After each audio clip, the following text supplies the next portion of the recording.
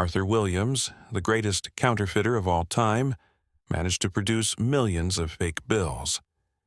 Can you believe that this man was taken into custody while carrying a suitcase containing $60,000 worth of counterfeit cash? However, he managed to escape the situation with ease, and in the end, it was his teenage son who ultimately exposed him. This is a story full of intriguing incidents, detective investigations, forgeries, and countless twists and turns. The hero of today's tale, Arthur Williams II, is one of the greatest money forgers in U.S. history, and the only man who managed to successfully counterfeit the $1 bill. Arthur's journey into the world of crime began at an early age.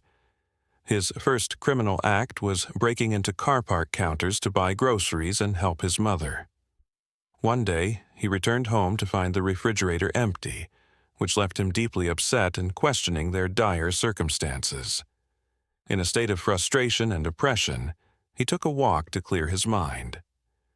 As he crossed the street, he came across a car parking counter. Fueled by his anger, he kicked it, and to his surprise, heard the sound of coins rattling inside. He realized that if he could find a way to open it, he could access the money. Determined, he tampered with the counter until he managed to slip a small piece of iron into the lock hole and rotated it until it clicked open. Arthur collected all the coins, went to the store and bought the groceries they needed. When his mother returned home, she was astonished by the food and questioned him about its source. Upon hearing the truth, she was furious, unwilling to accept that her son would resort to theft to provide for her. Their financial struggles traced back to Arthur's father, who abandoned them in 1983 when Arthur was only 11 years old. This devastating event forced them to leave their home and live in a homeless shelter for some time. Survival became their only goal. Eventually, they moved to a government-backed housing project, but life remained tough. Seeing his mother's fatigue and despair filled Arthur with resentment towards his absent father. The housing projects where they lived were notorious for gangs and illicit activities. Arthur grew up in this environment, making many bad friends along the way. They formed small gangs and carried out petty thefts, robbing stores and breaking into car park counters. In 1987, at the age of 15, Arthur met an older man named Da Vinci, who was a close acquaintance of his mother, or perhaps even more than that. One day, Arthur was caught trying to steal a car and was arrested. It was Da Vinci who paid his bail and got him out of trouble. On their way back from the police station, Da Vinci gave Arthur a piece of advice. If you want to be a thief, do it the smart way. Stay away from stealing cars and breaking counters. There's no real money in it. I can show you something better. Intrigued, Arthur followed Da Vinci to an old warehouse-like building. They entered through a creaky elevator and descended to the basement, which resembled a fully equipped workshop.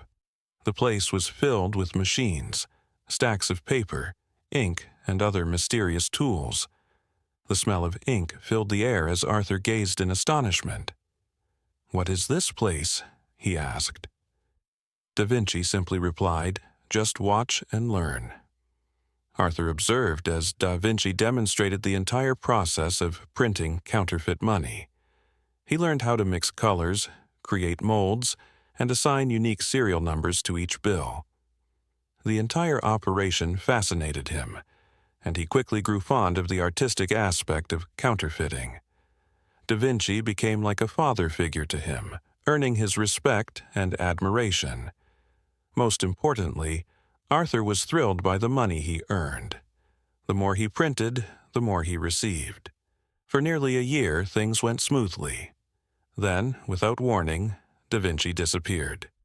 He stopped visiting Arthur's house, and the workshop was suddenly locked and abandoned.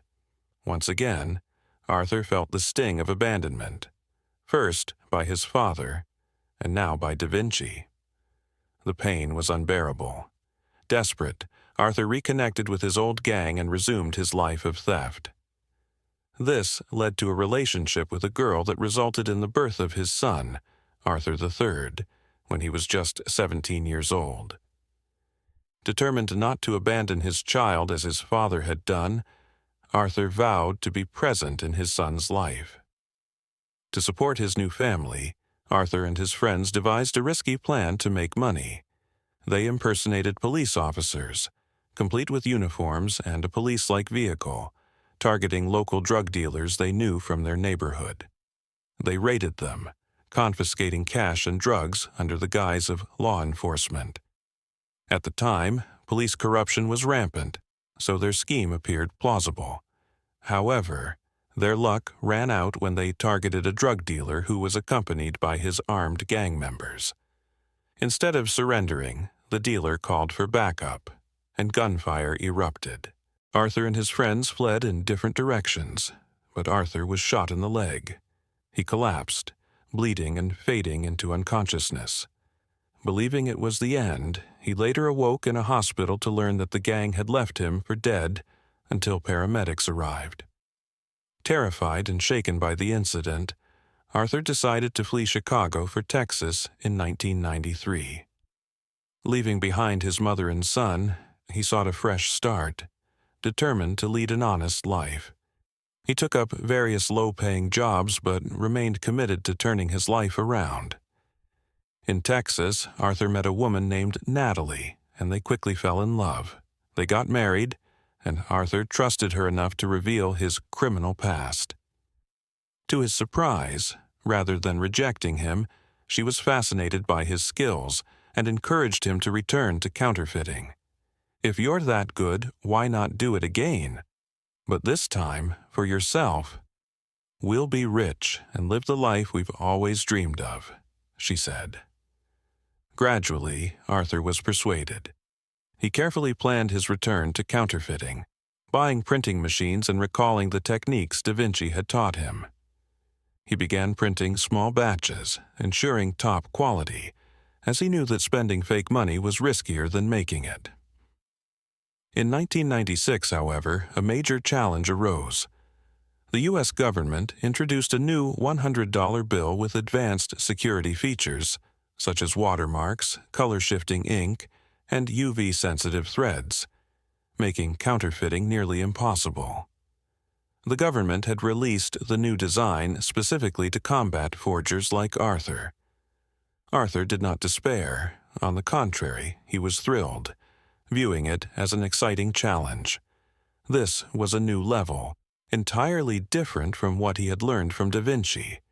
It was now time for Arthur to take charge and forge his own path. Unlike Da Vinci's era, Arthur had access to modern tools, computers and design programs, particularly Photoshop, which was revolutionizing the field.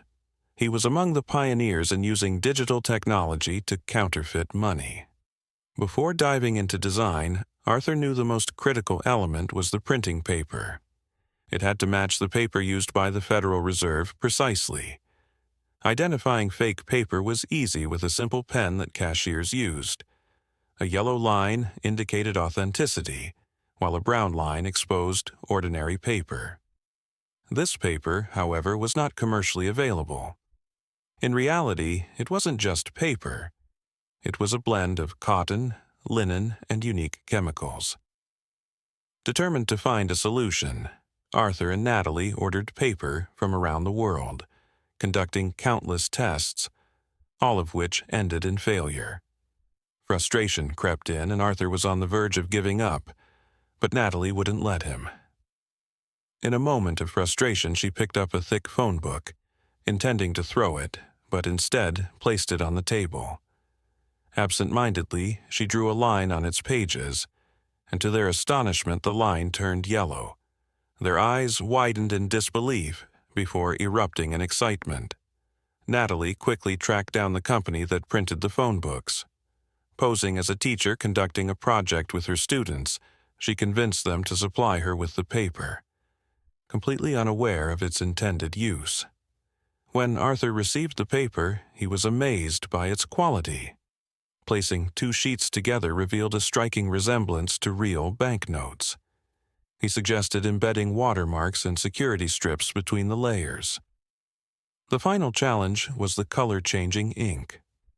One day, Arthur noticed a car with paint that shifted between purple and green depending on the angle of light, just like the ink on a $100 bill. Digging deeper, he found that the same company that produced this automotive paint also supplied ink for the U.S. government. They had finally reached the source. With paper, ink, and design ready, only the printing remained. Arthur knew that standard printers wouldn't suffice. Authentic banknotes required multiple pressing stages to achieve the creamy green hue. The process involved applying ink, the watermark, and security tape, pressing it once, then adding the image and pressing again, and finally imprinting the seal and serial number in a third press.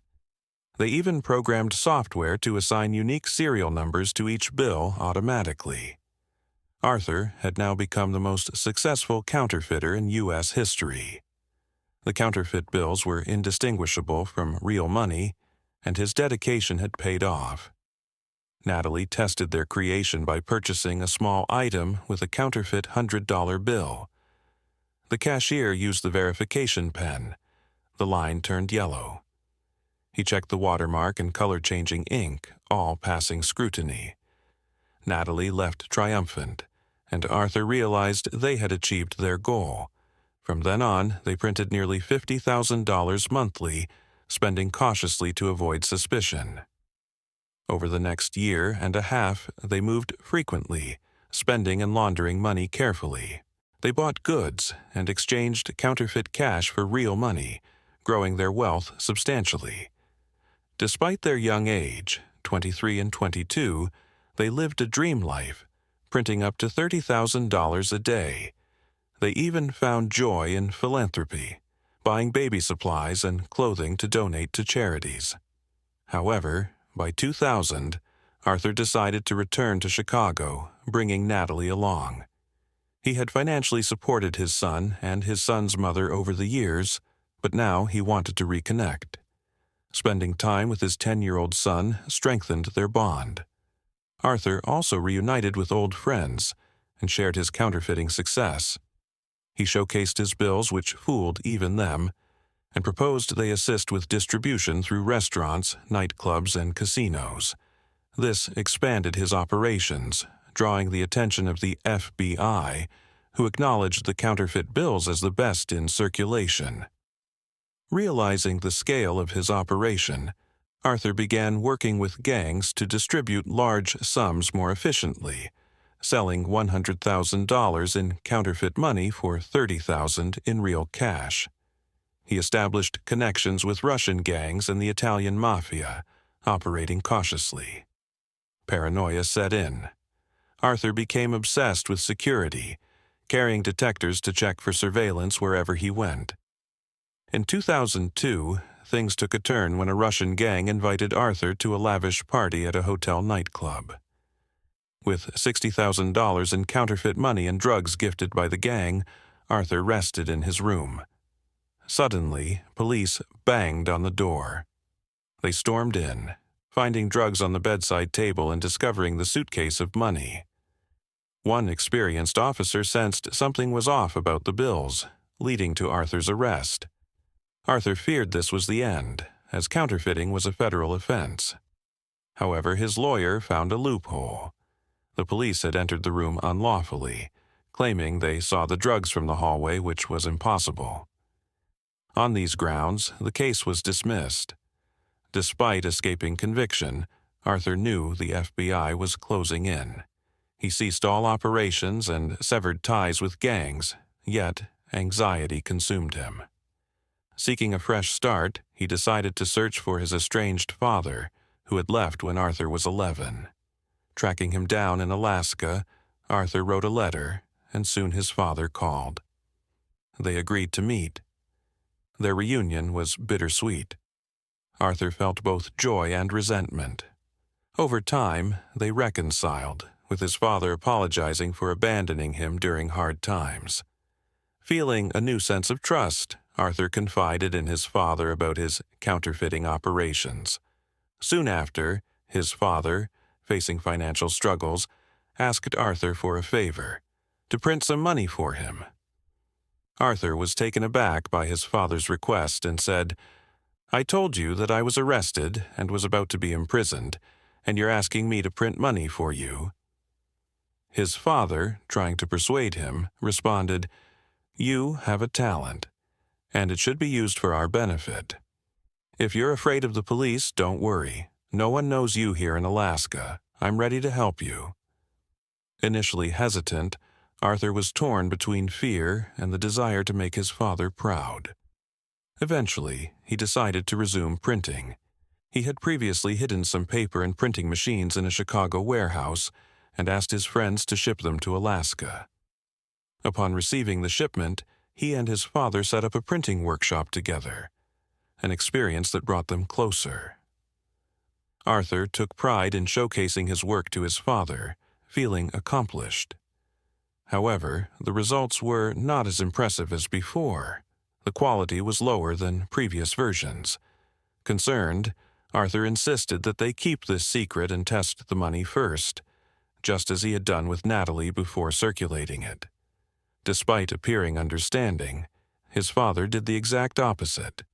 The first thing he did was tell his wife, Annis, and gave her $3,000 to launder. Annis, in turn, distributed some of the money to a few neighbors, instructing them to spend it discreetly. However, the neighbors, convinced that the bills looked identical to real money, decided not to launder it. Instead, they spent it normally without exchanging it for real cash. Unaware of his father's actions, Arthur sensed something was off. Whenever he asked about the money, his father would avoid the topic. Realizing things were getting out of control, Arthur decided to stop printing and leave Alaska. He informed his father that he was no longer comfortable and was leaving. Surprisingly, his father did not try to stop him. Instead, he allowed him to leave, having already learned the printing process and intending to continue alone. Arthur's decision proved wise, as the couple who received the counterfeit money from Annis were caught spending it in a store. The cashier, suspecting the money was fake, called the police, leading to their arrest. Under pressure, they became informants, revealing details about the forgery. Eventually, Arthur's father and Annis were arrested. The police had recorded phone calls of their neighbors admitting to the crime. During questioning, Annis revealed Arthur's involvement, leading the FBI to raid his home in Texas upon his return to Natalie.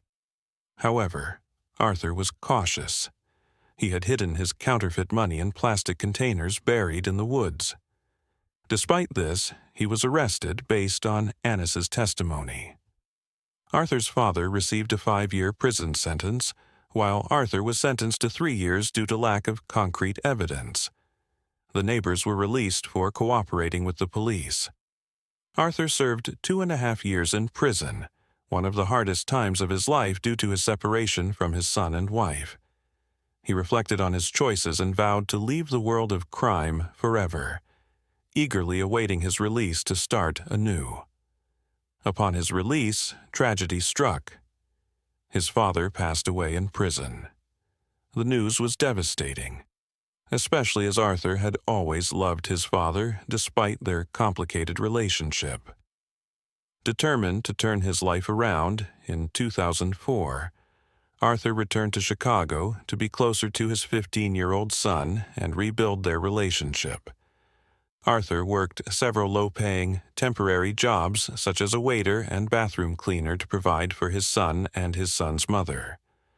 Although he still had counterfeit money buried in the woods, he resisted the temptation to use it unless absolutely necessary. Despite financial struggles, Arthur successfully rebuilt his relationship with his son. In 2005, Rolling Stone magazine published an article naming him the greatest money forger in the world, estimating that he had forged over $10 million. His son, shocked by the article, asked if it was true. Arthur admitted, "Yes, I did it." Over the years, I think I reached that amount or maybe even more. Intrigued by his father's past, Arthur's son attempted to print money using a home printer. When his mother discovered this, she immediately informed Arthur. Overwhelmed with guilt, Arthur confronted his son and found him printing a $20 bill in his room. A heated argument ensued, escalating into a public altercation in the street. In the midst of their argument, the son threw the money at Arthur, unfortunately, just as a police car passed by. The police intervened, questioning Arthur and checking his identity. Recognizing him, they called for backup, leading to his arrest. Although the $20 bill was of little concern to the authorities, they found a counterfeit $100 bill in his pocket that linked him to his previous crimes.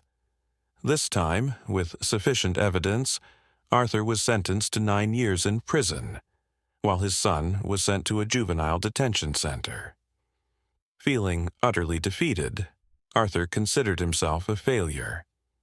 His son, unable to adapt at home, eventually left and started forging money on his own. By 2009, he had established a workshop with advanced tools, but he was caught red-handed during an FBI raid. Upon hearing of his son's arrest, Arthur requested to be transferred to the same prison.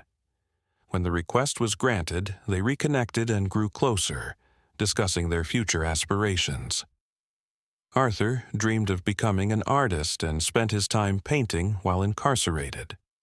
Released in 2015, Arthur pursued a career in art, using his knowledge of security features from currency in his work. His unique style gained recognition, with his pieces valued at tens of thousands of dollars. Arthur's life transformed, proving that talents can be channeled into legitimate success when properly directed. So, here we reach at the end of our story. Thanks for watching. Don't forget to like and subscribe our channel for more interesting videos.